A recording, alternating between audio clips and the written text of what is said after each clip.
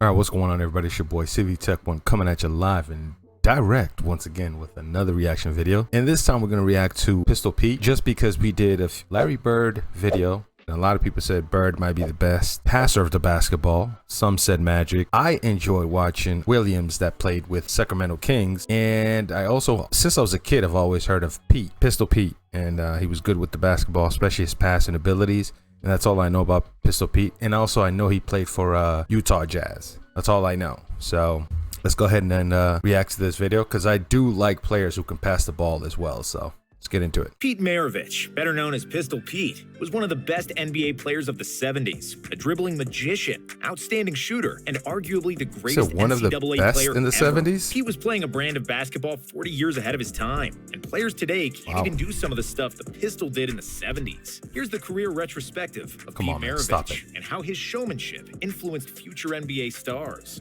who stole a lot of their moves from the Pistol. I mean, he's giving Pete a lot of props Early before the life video and even the starts. origin of the Pistol.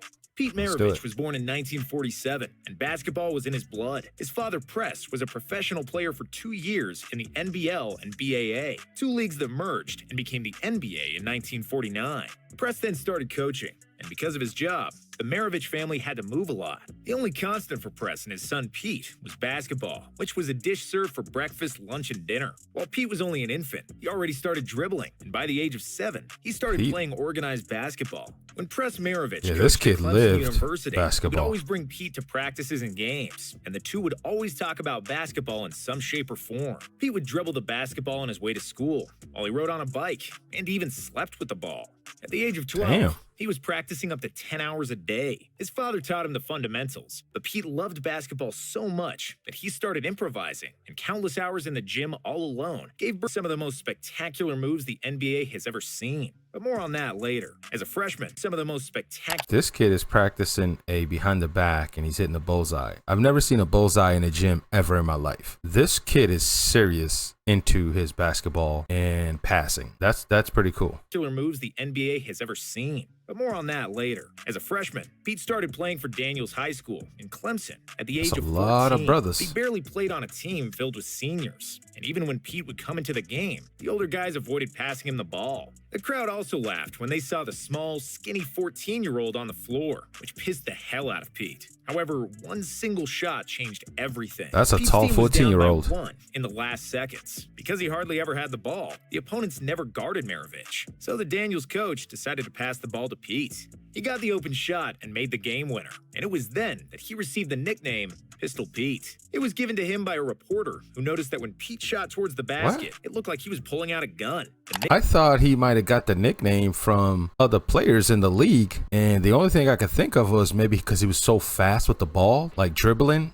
Or maybe he passed the ball so fast, it was kind of like resembling a gun going off or something. And I didn't know a reporter gave him the nickname, but it stuck though. Name remains, and the legend when Pete shot towards the basket, it looked like he was pulling out a gun. The nickname remains, and the legend of the Pistol Pete was born. NCAA GOAT. After graduating from high school, Pete and his father decided that Pete should go to prep school for another year. Pete was 6'3" at the time, but he weighed just over 130 pounds and could not withstand physical duels at the college level. 130 pounds in college? If you're into athletics, you're probably over 130 pounds in 6th grade. What is that, like 11, 12? This man is in college at 130 pounds. So he spent a year in the Edwards Military Academy, where he grew to 6'5" and bulked up to a respectable 160 pounds, which improved his game tremendously. At the same time, his father Press got the head coaching job at Louisiana State. I didn't know he was that tall. But had a minuscule basketball program. Press asked Pete to attend LSU and join him, which Pete bluntly rejected because he wanted to play for a renowned basketball college. However, after Press threatened to kick him out of the house, Press decided to join his father at LSU. Under his father's tutelage, Pete became a superstar and would set records that will likely never get broken in his freshman year. Bro, Pete, look, he was on the, what do you call that, the practice line, just, warming up. This dude's doing behind the back. He looks like one of those Globetrotter, whatever you call them. He averaged 43.6 points per... Wait, did you guys know Pete averaged 43 points in college? I thought Pete was a passer. 43, I did not expect 43 points. I don't think I've heard anybody talk about Pete's offensive scoring. It's the handles and it's the assist. 43 points a game is crazy in college. Per game. But because of the rules in the 70s, freshmen were not allowed to play on the varsity team. The crowd at LSU would often watch the freshman games and then leave once Pete's game was done and wasn't even interested in watching the varsity team. Pete led the freshmen to a 17-1 record that season, while the varsity team, led by Press, had a record of 3-23. In his sophomore year, Pete was able to play for the varsity team and immediately asserted himself as the primary option on offense. What did he score? 43.8 points on The average went up, bro. average. He was the NCAA's top scorer that season, and he repeated that feat as a junior with 44.2 points. What? And as a senior with 44.5 points per. Okay, does anybody know this? Or is it just me that didn't know this? Because I swear I thought Pete was a passer, and yeah, I figured maybe he probably averaged a good 15, maybe 10 points a game. This is why we watch these videos, man. This is exactly the reason why we watch them. Per game, along with 2 National College Player of the Year awards. In the 3 years he spent on the varsity team, Pistol Pete scored 3,667 points in 83 games, averaging an incredible 44.2 points per game. He owns almost every NCAA scoring record to this day. What? And what's even more impressive is that he broke all those records in the era without the 3-point shot. Bro, what? I'm at a loss for words. I'm thinking, I'm not going to repeat myself, man. I'm thinking Pete is a guy who can dribble. He's got one of the best handles in the league. You know, I said maybe at best he was a John Stockton, but a little bit flashier, right? You know, small, short, but can pass the ball. You know, John Stockton can give you good 15 to 19 points, no problem, and 13 to 17 assists, no problem, you know? LSU coach Dale Brown charted every shot Maravich scored. And because he shot many jumpers from long distances, Brown calculated that Pete would have averaged an astounding 57 points per game if his long jumpers counted as threes. A Globetrotter in the NBA. Pistol Pete was the That's what I said. He's one of those Globetrotters, man. That's what I've always thought. Most known player in the country by the time he finished college, and he had plenty of options where to continue his career. He was contacted by half the ABA teams, many NBA teams, but also the Harlem Globetrotters, who offered Maravich $1 million to join them. Maravich dribbled the ball like a Globetrotter. He shot the ball better than all of them, and he knew every basketball trick in the book. Between the legs, behind the back, dribbling 2 balls at the same time, you name it. Pistol Pete was doing it. If he had joined the Globetrotters, he would have been the first white member, but he'd fit right in because of a unique skill set. However, his dream was to play in the NBA like his dad, and the pistol was selected with the 3rd pick by the Atlanta Hawks in the stacked 1970 NBA draft. In the rookie season, Maravich was under tremendous pressure after signing a contract worth nearly $2 million for 5 seasons. At the time, the largest contract in NBA history. That's a lot of money. He immediately proved that he is one of the best players in the world and that his big contract is justified. Maravich averaged 23.2 points and 4.4 assists per game as a rookie, which was the 8th best scoring output that season. 0.4 assists per game as a rookie. All right. There's a lot that just happened there. 4 assists per game? That's not crazy, but he still averaged over 20 points a game, 23 to be exact. Maravich averaged 23.2 points. Look at this move right here. 4 assists per game as a rookie, which was the 8th best scoring output that season. And 4.4 assists per game as a rookie. Look at this, man. Stop. Best scoring output that season. The second season was supposed to confirm Pistol's superstar status, but he contracted mononucleosis, which caused him to lose 20 pounds. As a result, Pete missed 16 games, and the illness slowed him down to 19.3 points per game. But Pistol Pete would bounce back in the 3rd season, averaging 26 points and 7 assists per game, making his first All-Star team. In his 4th and final season with the Hawks, Pete was the 2nd best scorer in the league, with 27.7 points per game. Bro, this is blowing me away, man. I'm watching this video because I want to see some passing. I want to see the Larry Bird type of pass. I want to see Magic Johnson type of pass. I'm getting more than I expected from Pete. But the Hawks played miserably and didn't even make the playoffs after 3 straight. Oh my God, look at that jersey. He actually put Pistol on his jersey? That wouldn't even happen today. Oh my God, Pistol on top of all the words he could have put in the back of his jersey. He put Pistol, bro. Yeah, man, to have your nickname on your jersey, that's fire, man. Yo, shout out to Pistol Pete. This guy's more than a passer. Great first-round playoff exits. we got the Jazz.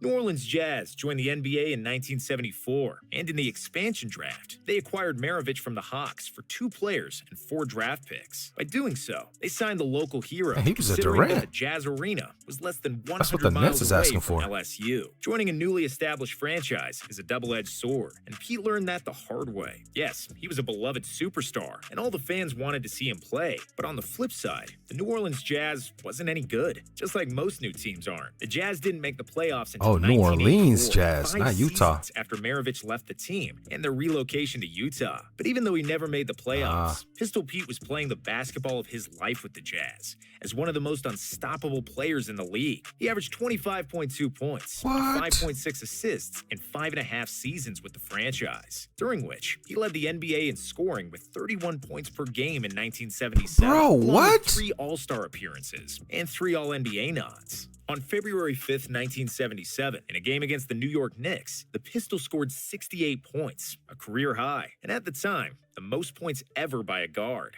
Okay, I got to get this out of my brain that Pistol Pete wasn't just a guy who controlled the ball and also passed the ball. I came into this video just knowing those 2 things. Like, he passed the ball, he's got handles. But this is why I wanted to watch this video, is because I wanted to see if there was anybody who was a better passer than Magic Johnson and Larry Bird. This is crazy to me. Pete is even more impressive. How come people don't talk about Pete? He was guarded by Walt Frazier, one of the premier defensive Why guards don't people of the talk 70s, about Pete and more that than he they scored do? 68 without a three-pointer. In 1978, Maravich 68 points without a 3-pointer. played the best all-around season of his career, averaging 27 points, 6.7 What? assists, and a career-high 2 steals per game. He would have probably led the league in scoring once again, and likely even pushed the Jazz to the playoffs, but he unfortunately injured his knee halfway through the season and was forced to Right now, Pete sounds like one of the most underrated basketball player in the NBA history, scoring 68 points with no 3-point line, averaging 43 in college with no 3-point line. It seems like he does not get talked about in that kind of light, like as an offensive threat. to miss the final 32 games of the season. Before he got hurt, the Jazz had a winning record due to a 10-game win streak. After Maravich went down, they lost 8 in a row, and their playoff hopes were shot dead. Unfortunately for Maravich and the Jazz fans, knee injuries plagued Pete for the rest of his career, as he only played 2 more years in the NBA. I love the nickname After the Jazz moved to Salt Lake City on in the back of the 1979, jersey. they traded Maravich mid-season to the Celtics, where he teamed up with rookie What? Bro, this is crazy. This video is blowing my freaking mind. I'm from Boston, and I thought I heard all the names in the Boston history books. Okay. Larry Bird. It was the first NBA season with a 3-point line, and Maravich immediately proved what kind of a shooter he was. The Pistol shot 67% for 3 in his final year, with bad knees that severely hampered his movement. Legacy. Damn. Pistol Pete was a basketball savant, and he played basketball 30 or 40 years ahead of his time. At the time of his retirement, he had by far the best handles in NBA history, and many of the greatest ball handlers took many pages out of Pete's ball handling book. He was a trendsetter that inspired generations, and if your favorite ball handler didn't learn from the Pistol, they likely stole some moves from someone who stole from Pete. That LaMelo Ball underhand full-court pass, Maravich did that in the 70s. Wow. Magic Johnson's around-the-back defender freeze and then pass, Maravich did that too. Hook shot like Kareem, turnaround jumper like MJ, or readjusting his jump shot mid-air like Larry Bird. It was all routinely done by the Pistol. When he played the game, the NBA was dominated by centers like Wilt Chamberlain and Kareem, and guards like him were unicorns. Other than Jerry West, nobody else attempted that many jump shots, let alone made them with great accuracy. With an unbelievable floater and layup game, finishing with both hands, killer handles, and the ability to both score and pass, Pistol Pete is most often compared to Steve Nash, a guy who came to the NBA 16 years after Maravich retired. If he played in a 3-point era, I can see it. he would likely average around 30 points per game, and if he played in a better team, he could have easily been an MVP multiple times and won a few championships. However, Pete didn't have the best of luck in his career and life. In one interview in 1974, Pete said, "I don't want to play in the NBA for 10 years and then die of a heart attack at 40. But unfortunately, that's precisely what happened. His NBA career was cut short after 10 years due to knee injuries. And in 9 of 10 seasons, his teams had a losing record. And then in 1988, almost like he predicted it, he died of a heart attack at the age of 40. Bro, what? I'm speechless. I'm the guy who likes to pause and talk, and I don't know what to say. That is crazy. Playing pickup basketball. An autopsy revealed the cause of death to Goosebumps, be a rare man. heart defect. Bro. He had been born with a missing left coronary artery. He lived for basketball, was a gym rat all his life, and ultimately died on the court. His last words were, "I feel great." Okay, I came into this video because somebody said, hey, you should check out Pistol Pete if you like passing, because I said that in the Bird video, in the Magic video. Why don't we talk about Pistol Pete better than we do? Like, I don't hear anybody talk about Pistol Pete. I don't hear people putting Pistol Pete top 20. Pistol Pete was doing these things where there was on 3-point line and still averaging 20 to 30 points and scored 68 points. I am so confused why Pistol Pete is not talked about as one of the best guards ever. Like, I've watched ESPN, I listen to radio, I watch YouTube. I don't hear people talk about Pistol Pete in that kind of light. Not with those numbers that I just saw. You know, you hear Pistol Pete about passing. The reason I'm watching this is because somebody said, hey, you like passing, watch Pistol Pete. And I'm glad I watched this video because I'm sure there's a video of him just passing. We got to do that. But this is crazy. I'm going to tell you right now, listening to that and looking at those numbers, Pistol Pete might just be the most underrated guard in the NBA history. He's got to be the most underrated guard. With those numbers, I don't know who's going to argue that. Put in the comment section below. Let me know what you thought of Pistol Pete. And did you know these things, or was I the only one that's shocked about this? Just let me know, man. Till next time. Peace.